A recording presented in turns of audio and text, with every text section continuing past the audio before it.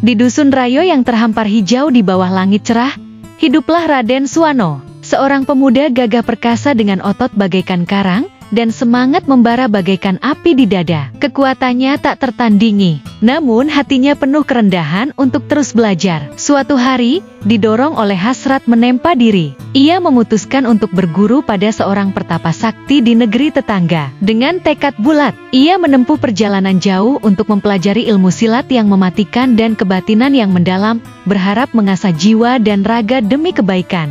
Setelah bertahun-tahun menimba ilmu, melampaui batas waktu yang ditentukan, Raden Suwano akhirnya mengucapkan selamat tinggal pada gurunya. Dengan ilmu yang kini mengalir dalam nadinya, ia kembali ke dusun Rayo, membawa harapan akan kedamaian. Namun, sesampainya di rumah, ia disambut kabar yang mengguncang jiwa. Ibunya, dengan wajah penuh duka, menceritakan bahwa dusun mereka baru saja diserang oleh gerombolan asing dari seberang lautan, yang lebih menghancurkan hati. Adik perempuannya yang tercinta telah diculik oleh para penyerang itu. Kemarahan membakar dada Raden Suwano, bagai badai yang siap menghancurkan segala yang menghalang. Dengan suara tegas, ia bersumpah akan mengejar para penculik dan membawa pulang adiknya, meski harus menjelajahi ujung dunia. Para tetua keluarga, dengan wajah penuh kekhawatiran, berusaha meredam niatnya, memperingatkan bahaya yang mengintai. Namun, tekad Raden Suwano tak tergoyahkan. Biarlah nyawaku menjadi taruhan, asal adikku kembali, katanya. Suaranya menggema penuh keyakinan. Berbekal keberanian dan kapal sederhana yang terbuat dari kelopak jantung pisang ringan, namun tangguh Raden Suwano mengarungi lautan luas. Hari demi hari ia berlayar tanpa arah pasti, karena jejak para penculik bagai bayang-bayang yang lenyap di kegelapan. Namun, semangatnya tak pernah pudar. Ia menatap cakrawala dengan mata penuh harap, percaya bahwa takdir akan mempertemukannya dengan adiknya.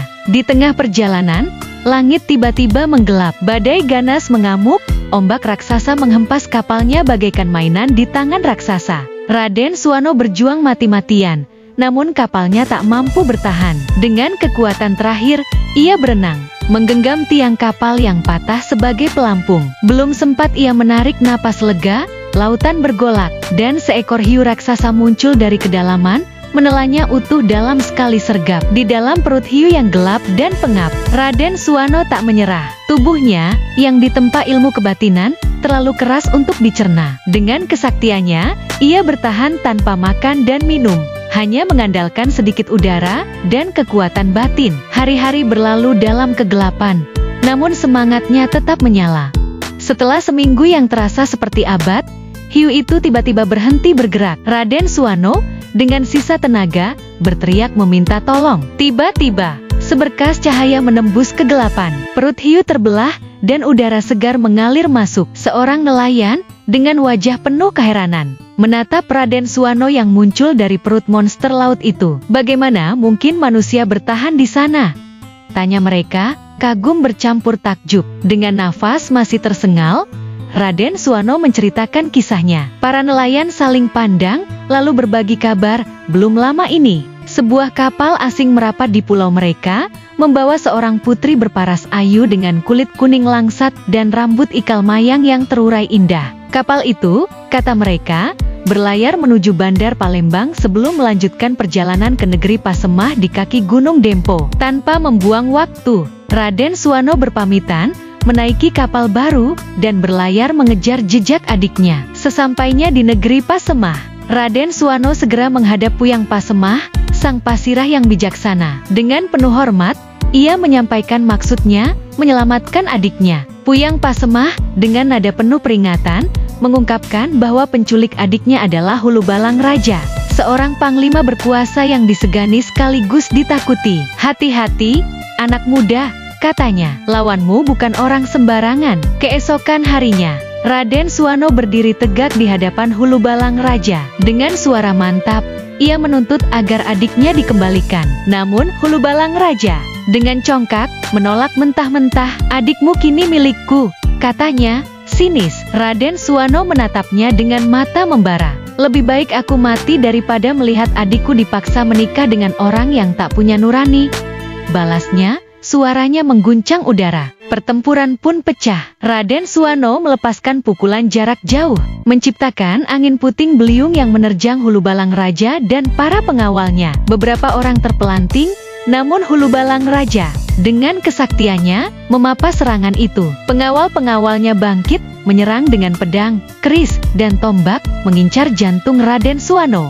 Dengan kelincahan bagai angin, ia menghindar, lalu membalas dengan pukulan yang membuat lawan-lawannya ambruk tak berdaya. Semakin banyak musuh yang berdatangan, semakin sakti pula mereka. Namun ilmu silat dan kebatinan Raden Suwano tak tertandingi. Satu persatu, ia menumbangkan lawan-lawannya, hingga hanya Hulubalang Raja dan Puyang Pasemah yang masih berdiri. Puyang Pasemah, yang mulai gentar menyaksikan kekuatan Raden Suwano, memohon agar Hulubalang Raja mengembalikan sang adik. Namun, dengan arogansi, Hulubalang Raja menolak. Sebentar lagi pasukan Kubuan tiba. Mereka akan menghabisi pemuda ini, katanya, menunjuk Raden Suwano. Benar saja, lebih dari 20 prajurit Kubuan muncul, bersenjatakan tombak, keris, dan pedang. Serang dia, perintah Hulubalang Raja. Satu persatu, mereka menerkam, namun Raden Suwano, dengan gerakan lincah dan pukulan maut, menumbangkan mereka. Bahkan ketika seluruh pasukan Kubuan menyerang bersama, ia tetap tak terkalahkan, bagai gunung yang kokoh di tengah badai. Melihat pasukannya roboh, Hulubalang Raja akhirnya turun tangan sendiri. Pertarungan sengit pun terjadi. Awalnya, Raden Suwano terdesak oleh kekuatan dan kelicikan Hulubalang Raja. Namun, dengan keberanian dan ilmu yang telah dikuasainya, ia mulai mengimbangi lawannya. Dalam satu gerakan gemilang, Raden Suwano menendang tangan kiri Hulubalang Raja, membuat tombak pendek di tangannya terpental ke udara. Saat Hulubalang Raja kehilangan keseimbangan, tombak itu jatuh, menikam tubuhnya sendiri. Hening sejenak menyelimuti medan pertempuran. Puyang Pasemah, dengan hati penuh penyesalan, memerintahkan pembebasan adik Raden Suwano. Sebelum berpamitan, Raden Suwano mengeluarkan sebuah bungkusan kecil berisi ramuan obat dan melemparkannya kepada Puyang Pasemah. Gunakan ini untuk menyembuhkan yang terluka, katanya lembut. Semoga tak ada dendam di antara kita, dan kisah ini menjadi pelajaran bagi anak cucu kita. Dengan adiknya di sisinya, Raden Suwano kembali ke Dusun Rayo. Di sana, ia diangkat menjadi Pasirah, pemimpin yang adil dan bijaksana. Adiknya, dengan penuh kebahagiaan, dinikahkan dengan seorang pangeran dari negeri seberang yang berhati mulia. Mereka hidup rukun dan damai, membawa kebahagiaan bagi keluarga dan dusun mereka, sementara legenda Raden Suwano terus bergema, menginspirasi generasi demi generasi.